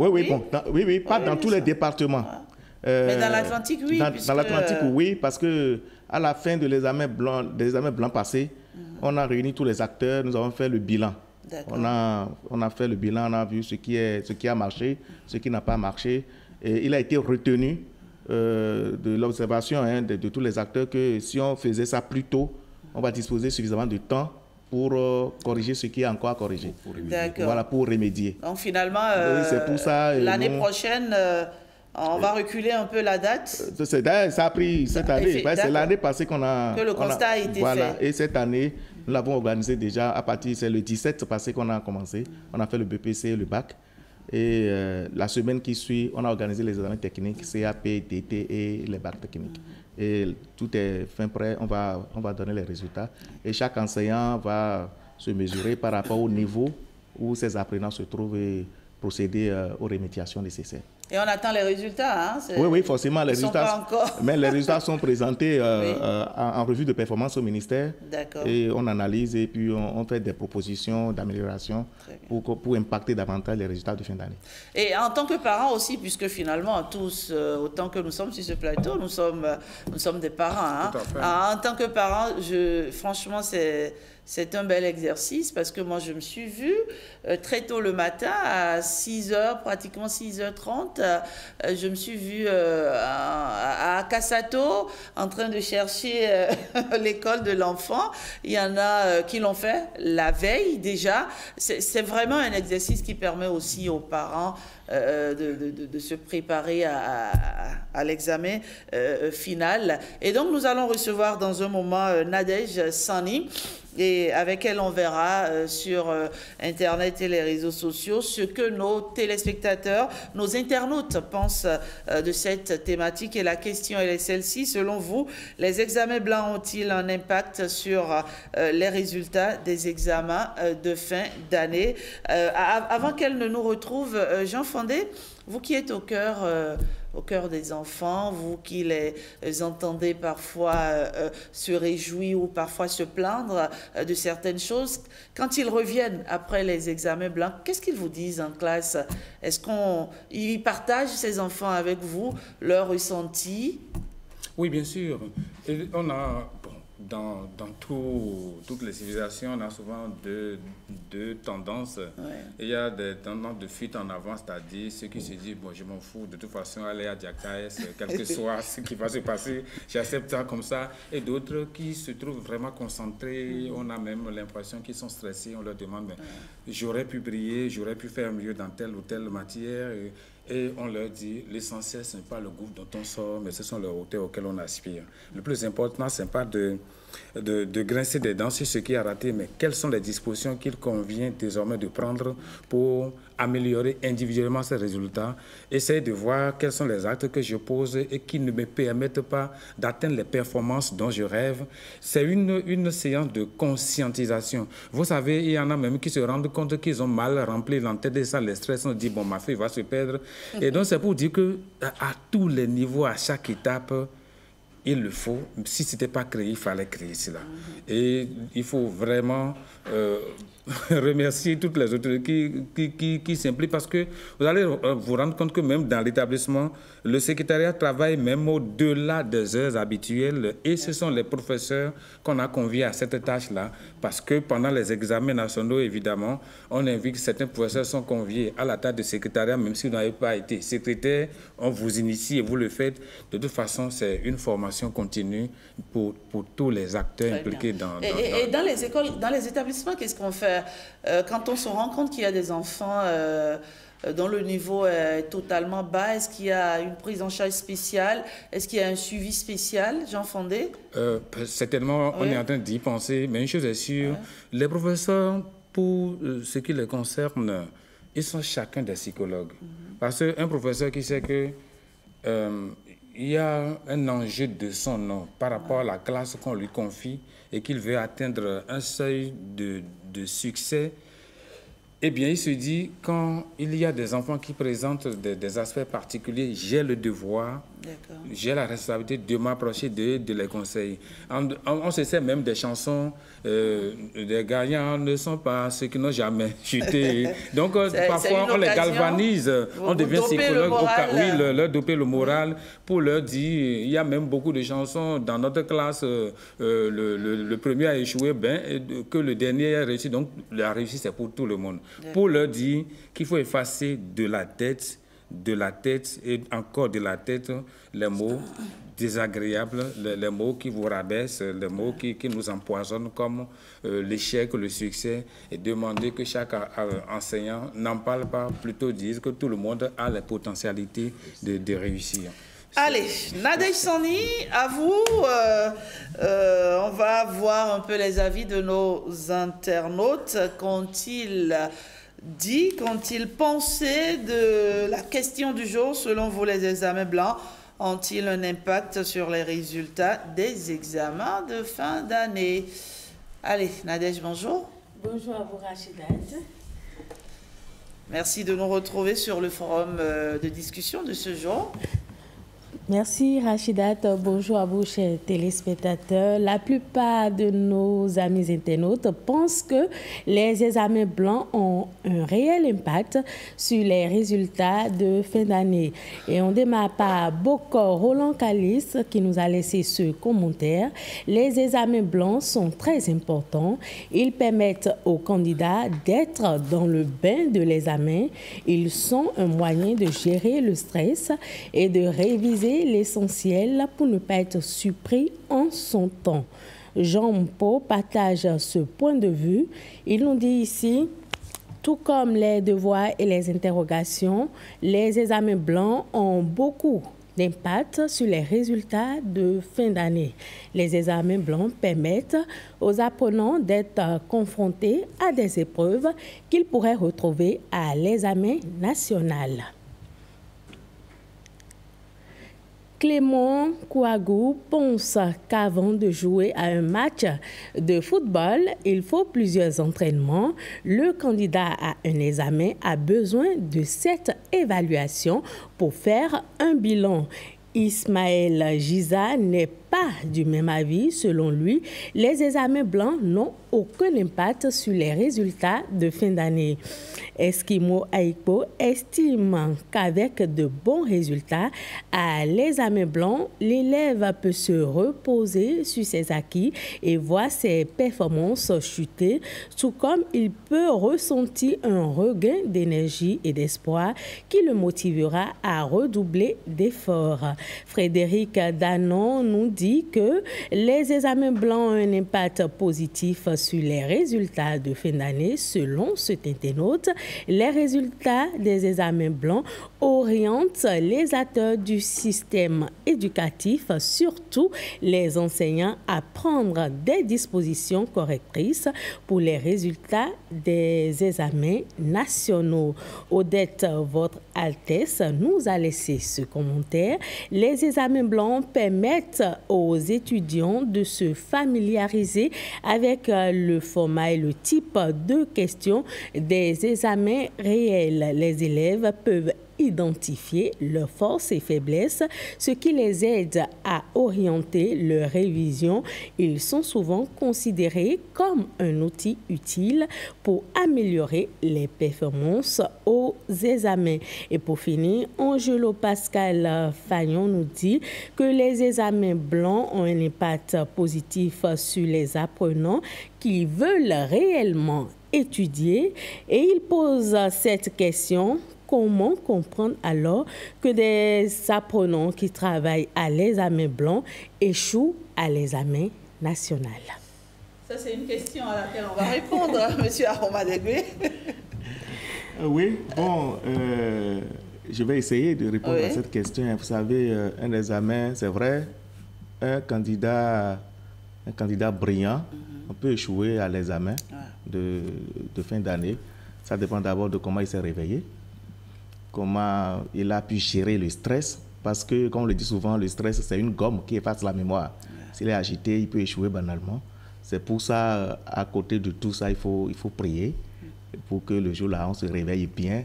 Et si Dieu vous réveille et vous donne la santé, vous réussissez à avoir la concentration qu'il faut, Dieu a fini de jouer son rôle. Si vous apprenez, vous allez réussir, il n'y a rien à faire. Et dans les commentaires, il y a quelqu'un qui dit, mais un élève qui a travaillé à un examen blanc peut se dire bon, qu'il a tout gagné, relâché, échoué. Non. Se reposer sur ses acquis. Le plus important n'est pas d'être premier, c'est de demeurer premier. Donc, on les sensibilise à ça. C'est pas parce que tu as la bonne moyenne maintenant qu'il faut relâcher.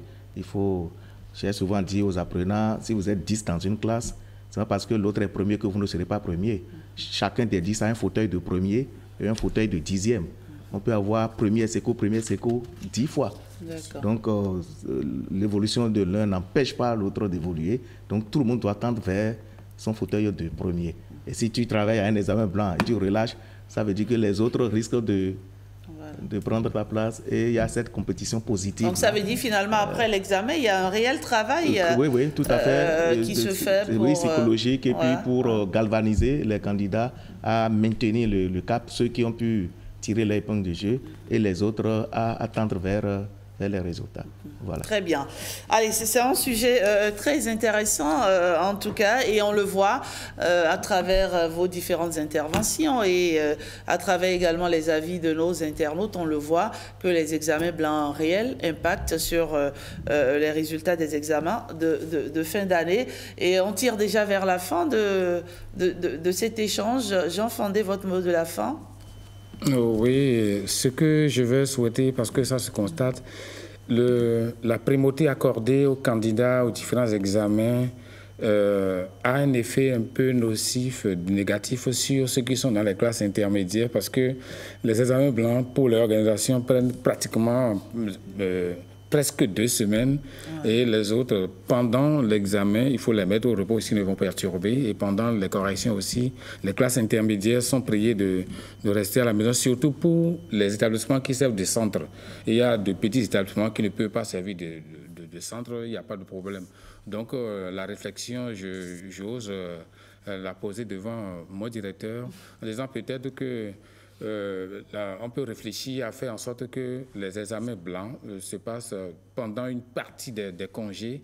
Et c'est vrai, les congés sont faits pour se reposer. Juste une partie des congés. Et même si c'est une semaine qu'on grignote.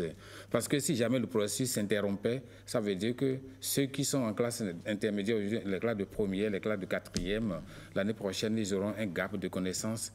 C'est difficile à rattraper pendant les examens, et surtout quand on en fait de national et puis de local. Heureusement que le national vient couvrir tout et on n'a plus besoin de faire véritablement des examens blancs locaux. Très bien. Oui. Monsieur Aromadebe va vous répondre dans sa conclusion. Kodjo Hela? Oui, merci Madame Rachida. Je crois que les examens blancs, c'est bien s'ils doivent permettre d'atteindre mieux les objectifs. Et je crois que ça dépend de la prise en charge et que les enseignants font après les résultats de ces examens, c'est-à-dire les remédiations qui se font. Donc, moi, je voudrais inviter mon directeur départemental, puisque je travaille aussi sur son territoire, et c'est mon directeur départemental. C'est l'Atlantique qui est réuni ici, voilà, alors, c'est l'Atlantique. Donc, l'inviter à voir encore, peut-être avec nous, quand on va se retrouver de l'autre côté, et comment renforcer cette prise en charge et les remédiations, et parce qu'il n'est pas exclu qu'on puisse faire appel même à des psychologues, à des coachs, pour regrouper les enfants et leur parler, les motiver et à faire mieux. Et ça permettra quand même que les résultats puissent s'améliorer davantage. Donc c'est ce que je vais dire pour laisser le crachoir. Merci, Monsieur Renin. Alors, vous avez le dernier mot. Voilà, merci beaucoup. Et je vais dire que c'est réel, cette perte de temps scolaire, mais on fait les examens blancs à un moment de l'année où le programme est aussi exécuté à un certain taux appréciable.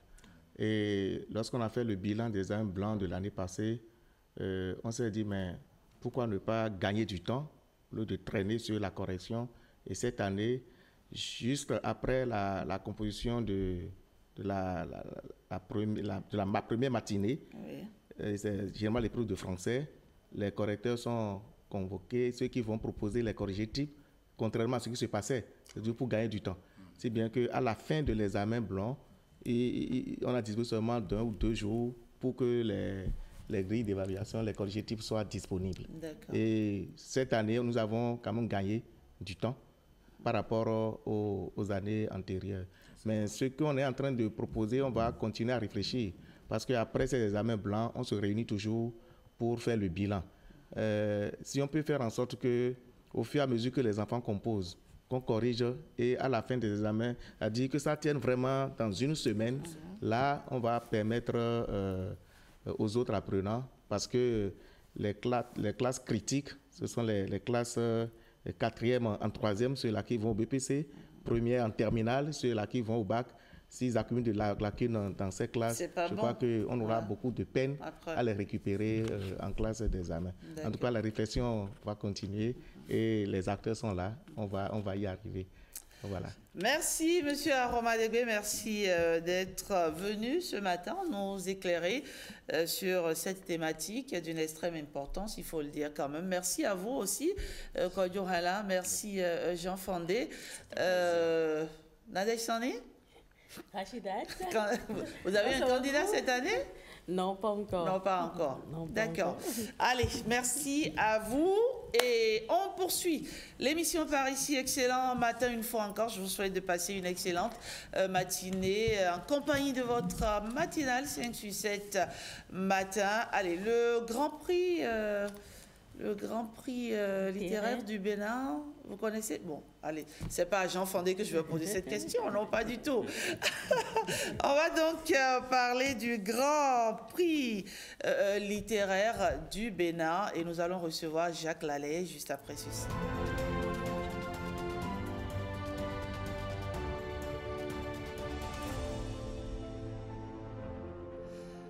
Il est le grand gagnant du prix de la critique littéraire Jérôme Carlos, du nom de l'écrivain et chroniqueur engagé dans la promotion du livre et de la culture.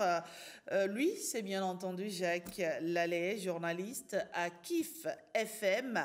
Bonjour Jacques Lallet. Merci d'être bonjour. Et bravo déjà. Hein? Merci. Bravo pour ce prix. Ouais. Et donc, ma première question, elle est celle-ci. Comment on se sent quand on est le premier lauréat de ce titre qui porte désormais le nom de Jérôme Carlos, notre Jérôme Carlos, qui nous a quittés, mais qui demeure toujours dans nos cœurs. Ben, quand vous avez ce prix, c'est la joie totale, mélangée à beaucoup d'émotions. L'émotion est au rendez-vous parce que vous dites waouh, donc je pouvais, et nous y sommes. C'est l'émotion totale. L'émotion totale, d'accord. Alors, vous étiez combien dans cette catégorie? Dans cette catégorie, nous étions une dizaine à concourir. Et au finish, c'est moi qui suis le premier de cette dizaine-là. D'accord. Voilà. Et quelles sont les œuvres qui vous ont permis de tirer royalement votre épingle du jeu? J'ai travaillé sur 3 œuvres. Oui. La première œuvre, c'est de Nicodème Dovenon. C'est connaître sa destinée et vivre pour son accomplissement. La deuxième œuvre, c'est très intéressant. Oui.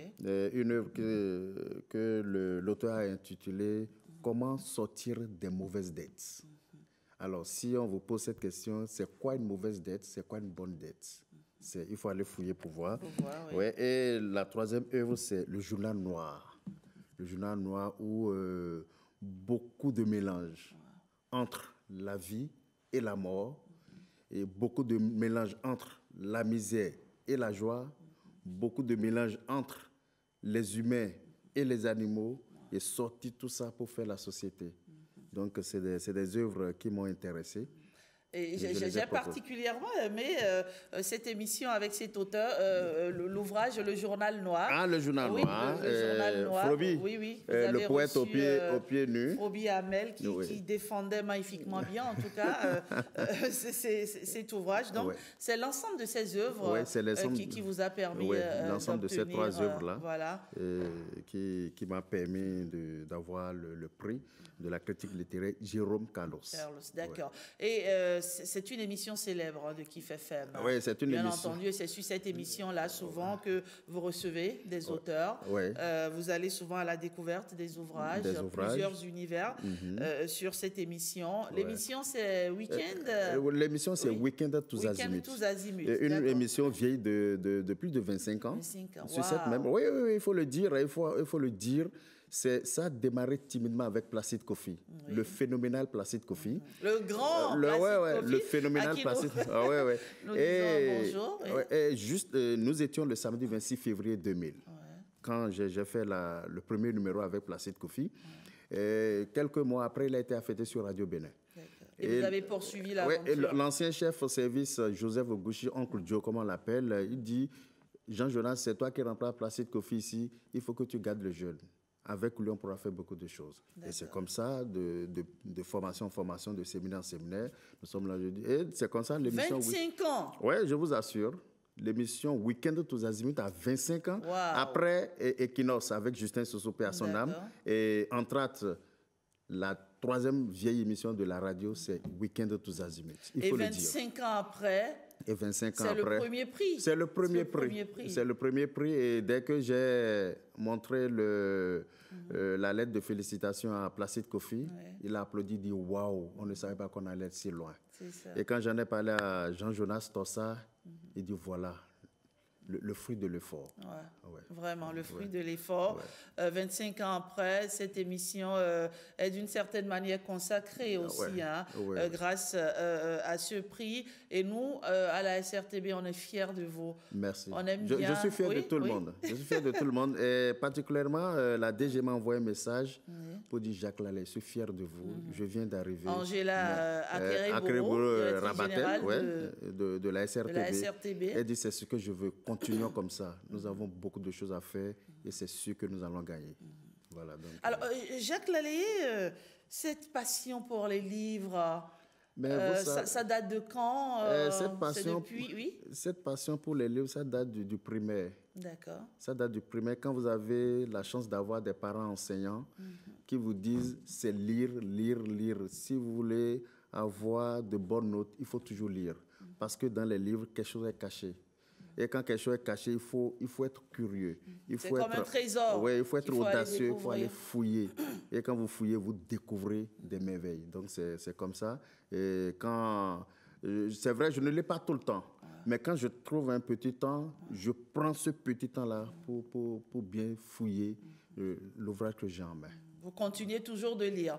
C'est un message qu'il faut partager avec tous ceux qui nous regardent. Mais c'est vrai, on est occupé, on n'a pas vraiment le temps avec le poids du quotidien. On n'a pas toujours le temps, mais il faut toujours trouver le moyen de lire. J'ai un ami qui partageait son expérience avec moi. Il me dit, Rachidat, écoute, je me suis fait la promesse de lire 10 pages par jour de n'importe quel ouvrage.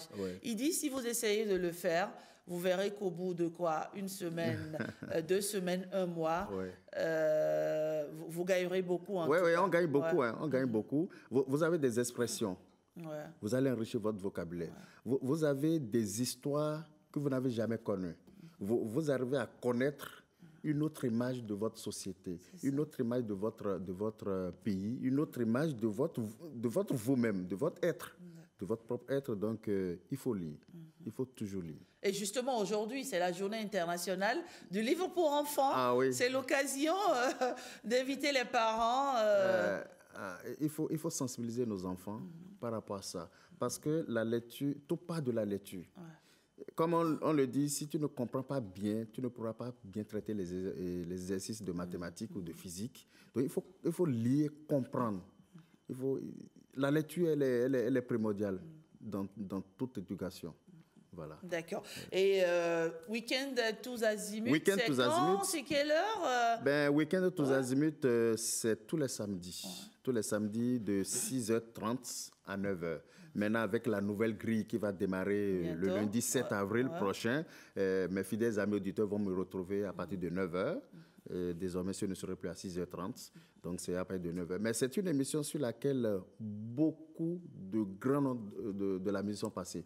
Luka Konza, et Manu Dibango, père à son âme, Jacob Desvarieux, et Jocelyne Labille, tout ça, beaucoup d'artistes sont passés par là. C'est le grand creuset. C'est le grand creuset de promotion de nos artistes. Merci Jacques Lallet, merci pour tout ce que vous faites. Merci de faire rayonner la SRTB. Merci de prouver. Merci, oui, exactement. C'est nous tous. Quelle humilité. Oui, mais vous savez, derrière moi, il y a toute une équipe. Moi, j'ai l'habitude de dire, quand je prends le micro, c'est seulement la voix de Jacques que vous entendez. C'est la voix de Giel que vous entendez. Mais derrière moi, il y a toute une énergie. Il y a toute une équipe technique.